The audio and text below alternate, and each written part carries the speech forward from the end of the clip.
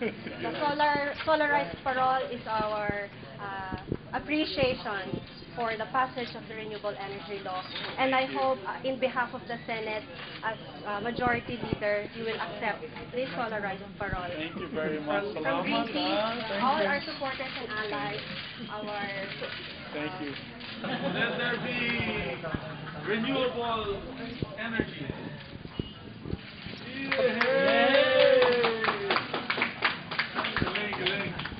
Thank you. Ang ganda nito. It will be, you know what? This will be a statement. A very good statement.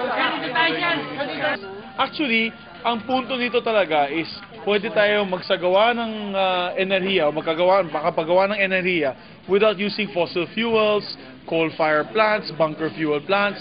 Under the power of the sun or power of the light, even the power of the wind, yung geothermal, yung hydroelectric, we can create renewable and clean energy.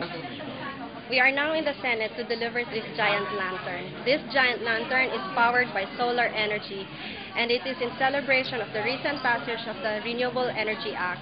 However, it also serves to remind our senators that renewable energy is the clear answer to climate change, not nuclear or fossil fuels.